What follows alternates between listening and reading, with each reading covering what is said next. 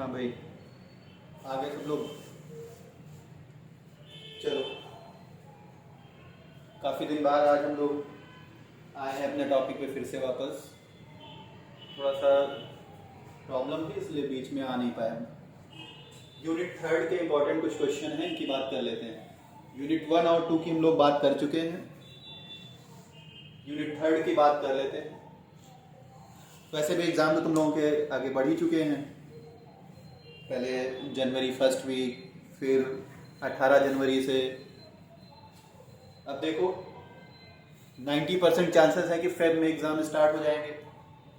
फरवरी first week या second week से exam start हो जाएंगे तुम लोगों के। ठीक है, तो टाइम पे टाइम मिलता जा रहा है इसका, लेकिन यूज़ करो।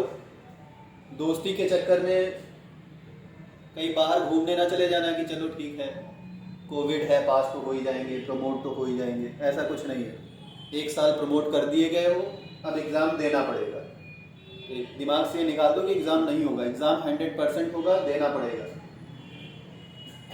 आज हम लोग बात कर लेते हैं यूनिट थर्ड के कुछ क्वेश्चंस हैं जिनकी प्रोबेबिलिटी मैक्सिमम है एग्ज़ाम में आने की। मैक्सिमम क्या, हम गारंटी लेते हैं इसमें से क्वेश्चन 100% मिलेगा तुमको एग्ज़ाम में। मतलब ये जो 5 क्वेश्चन हैं इसमें से 100% 2 क्वेश्चन तुमको मिलेंगे एग्ज़ाम में, 100%। ये टॉपिक है इलेक्ट्रोकेमिस्ट्री फर्स्ट। इसमें हम लोग इलेक्ट्रोकेमिस्ट्री फर्स्ट में इलेक्ट्रिकल ट्रांसपोर्ट की बात करते हैं। इलेक्ट्रोकेमिस्ट्री को हम लोगों ने 2 पार्ट में डिवाइड कर रखा है। इलेक्ट्रोकेमिस्ट्री फर्स्ट में हम लोग इलेक्ट्रिकल ट्रांसपोर्ट की बात करते हैं और इलेक्ट्रोकेमिस्ट्री सेकंड में हम लोग सेल की बात करते हैं। तो यहाँ पे हम लोग इलेक्ट्रिकल ट्रांसपोर्ट के सारे क्वेश्चन डिस्कस करेंगे। सबसे ज़्यादा प्रोबेबिलिटी यही 5 क्वेश्चन है, सिर्फ इतने ही तैयार करो और कुछ अलग से पढ़ने की जरूरत नहीं है। इसमें न्यूमेरिकल भी है, सिर्फ यही न्यूमेरिकल आएंगे अगर आते हैं। अगर नहीं 100% एक न्यूमेरिकल तो आएगा और इन्हीं में से आएगा, ये भी गारंटी है। देखो जैसे पहला क्वेश्चन आ सकता है, what do you understand by specific and equivalent conductance of an electrolyte. पहले तो तुम्हें बताना है कि स्पेसिफिक कंडक्टेंस क्या होता है, स्पेसिफिक कंडक्टेंस की डेफिनेशन क्या है, उसका मैथमेटिकल रिलेशन क्या है।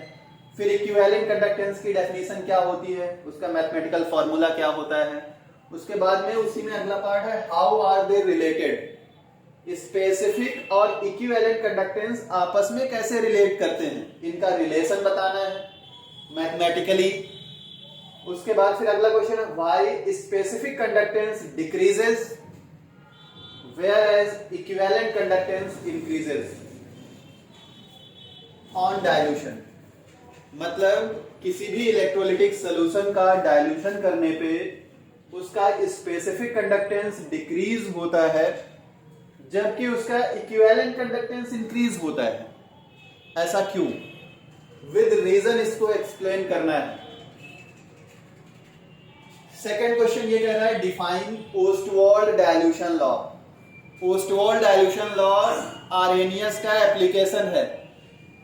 ठीक है, तो आर्हेनियस का एप्लीकेशन है, जिसको आर्हेनियस थ्योरी ऑफ इलेक्ट्रोलिसिस आती है, उसके लिए बहुत आसान हो जाएगा। तो तुमको ओस्टवाल्ड डाइल्यूशन लॉ को डिफाइन करना है उसके मैथमेटिकल रिलेशन के साथ। आगे लिखा है डेराइव इट मैथमेटिकली। ठीक है, और फिर इस रिलेशन को, जो मैथमेटिकल रिलेशन डेराइव करोगे तुम लोग, इसको अप्लाई करना है वीक एसिड पे। लिखा है, how is it used to determine dissociation constant of weak acid. जब मैथमेटिकल रिलेशन दिखाओगे तो मैथमेटिकल रिलेशन में जो फाइनल रिलेशन आएगा वो डिसोसिएशन कांस्टेंट और कंसंट्रेशन या वॉल्यूम के रेस्पेक्ट में आएगा। तो वही जो डिसोसिएशन कांस्टेंट है वो वीक एसिड के लिए कैसे निकालते हैं उसका डेरिवेशन भी करना होगा। वीक एसिड का मतलब तुम यहाँ पे एसिटिक एसिड ले सकते हो, एसिटिक एसिड लेके उसके लिए एक्सप्लेन कर देना। ठीक है, ये सब करवाया हमने, पढ़ाया है क्लास में।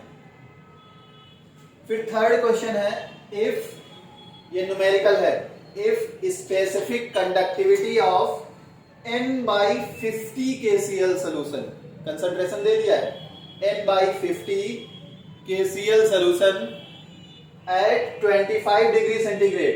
25 डिग्री सेंटीग्रेड या रूम टेम्परेचर जो भी लिखा हो, 25 degree centigrade is 0.00265 0.00265 ohm inverse centimetre inverse. देखो अगर इन केस तुम्हें एग्जाम में डेटा समझने में दिक्कत हो रही है कि किस चीज का डेटा दिया है, तो उसकी यूनिट से पहचान लेते हैं। जैसे हमें पता है स्पेसिफिक कंडक्टेंस की यूनिट क्या होती है, ओम इनवर्स सेंटीमीटर इनवर्स। और यहां दे भी रखा है, मान लिया सेंटेंस नहीं समझ में आ रहा है, तो इसका मतलब तुम्हें यूनिट देख के पता चल जाएगा कि ये स्पेसिफिक कंडक्टिविटी है। ठीक है, क्वेश्चन कह रहा है if specific conductivity of n/50 KCl solution at 25 degree centigrade is this and resistance of a cell containing this solution, जिस सेल में ये सॉल्यूशन फिल है उस सेल का रेजिस्टेंस 100 ओम है, यानी रेजिस्टेंस दे रखा है। और फिर पूछ रहा है calculate the cell constant, cell constant का कैलकुलेशन करना है। बहुत आसान क्वेश्चन है, मतलब 3 स्टेप में फाइनल आंसर, फ्री के नंबर हैं। और सेम यही विद सेम डेटा क्वेश्चन आएगा, डेटा भी सिंगल डेटा चेंज नहीं होगा एग्जाम में, सेम यही आएगा। अब अगर इतना बताने के बाद भी तुम नहीं कर पाते हो ये तो तुम्हारी बेवकूफी होगी।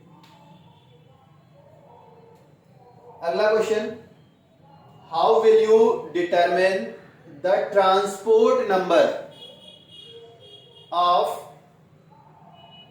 Silver ion Ag plus and nitrate ion NO3 minus ions in silver nitrate solution. Silver nitrate का सोल्यूशन है, उसमें कैटायन और एनायन का ट्रांसपोर्ट नंबर निकालना है बाय हिटार्फ मेथड। हिटार्फ मेथड से यूजिंग प्लेटिनम इलेक्ट्रोड। जब हिटार्फ मेथड पढ़ा रहे थे यही एग्जांपल लिया था, सिल्वर नाइट्रेट का ही कैलकुलेट करवाया था, लेकिन उसमें 2 केस बताए थे। एक केस था जब हमने प्लेटिनम इलेक्ट्रोड लिया था और एक केस था जब हमने सिल्वर का इलेक्ट्रोड लिया था। जब 2 केस लिए थे, एक बोला था कि हमारा इलेक्ट्रोड अटैकेबल है और एक बोला था अनअटैकेबल है, मतलब प्लेटिनम अनअटैकेबल वाला है, इनर्ट इलेक्ट्रोड टाइप का। वो केस तुम्हें उस पर्टिकुलर केस में इसका ट्रांसपोर्ट नंबर निकालना है। पूरे दोनों केस नहीं करने हैं, सिर्फ एक केस करना है। ठीक है, अगला क्वेश्चन है the equivalent conductance at infinite dilution of NaCl, HCl and sodium acetate CH3COONA sodium acetate are 126.4, 426.1 and 91.0 ohm inverse centimetre square gram equivalent inverse. Gram equivalent का मतलब तुरंत तुम्हें समझ लेना है इक्विवेलेंट कंडक्टेंस की बात हो रही है, यानी ये 3 वैल्यू दे रखी हैं रेस्पेक्टिवली NaCl की, HCl की और सोडियम एसीटेट की। इन तीनों का इक्विवेलेंट कंडक्टेंस दे रखा है और क्वेश्चन कह रहा है कि what will be the equivalent conductance at infinite dilution of acetic acid. Acetic acid का इक्विवेलेंट कंडक्टेंस बताना है इनफाइनाइट डाइल्यूशन पे। यहां पे क्वेश्चन पढ़ के कुछ लोग पता नहीं क्या दिमाग लगाए, अरे कुछ नहीं है, सिर्फ ये कुलॉश लॉ है, कुलॉश लॉ को फॉलो करना है, वही न्यूमेरिकल है, कुलॉश लॉ की हेल्प से हो जाएगा। ये भी 3-4 स्टेप में बहुत आसानी से हो जाएगा। बहुत फ्री की यूनिट है, फ्री में नंबर मिलते हैं, पूरे नंबर मिलते हैं। थोड़ा सा अगर ध्यान दे दोगे तो पूरी यूनिट हो जाएगी फ्री में। 2 क्वेश्चन मिलेंगे, 10 में 5 करने हैं, 2 यहां से मिलेंगे, 2 यूनिट 1 से मिलेंगे, 2 यूनिट 2 से मिलेंगे, यानी टोटल तुम लोगों को हमने 15 क्वेश्चन बताए हैं। 15 क्वेश्चन में तुमको 6 क्वेश्चन एग्जाम में मिल जा रहे हैं। अब 15 क्वेश्चन तैयार कर सकते हो, ऐसा नहीं है, नहीं तो फिर BSc छोड़ दो, करने का कोई फायदा नहीं है, समझे। अगर दोस्ती ही करनी है तो दोस्ती करते रहो, जिंदगी भर दोस्ती काम नहीं आती है। पढ़ लिख लो, दोस्ती चलती रहेगी।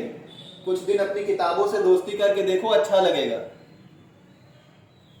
लेकिन टाइम कहाँ है। फेसबुक चलानी है, व्हाट्सएप चलाना है, दिन में 50 बार तो मैसेज चेक करने हैं, किसका मैसेज आया किसका नहीं आया। बस कुछ दिन की बात है, 1-1.5 महीना, थोड़ा सा डिस्टेंस मेंटेन करो मोबाइल से, किताबों से दोस्ती करो, घर वालों ने जो सपने देखे हैं तुम्हारे लिए उनसे दोस्ती कर लो, हो सकता है कुछ सच हो जाए उसमें से। पढ़ लो, अभी काम आएगा, नहीं जिंदगी में बहुत पछताओगे। एक एक नंबर के लिए लोग तरसते हैं। इनको तैयार करो 2-3 दिन के अंदर सारे क्वेश्चन, ठीक है। चलो बाकी यूनिट 4 के क्वेश्चन के साथ मिलते हैं अगले दिन। ये इतना तैयार करो।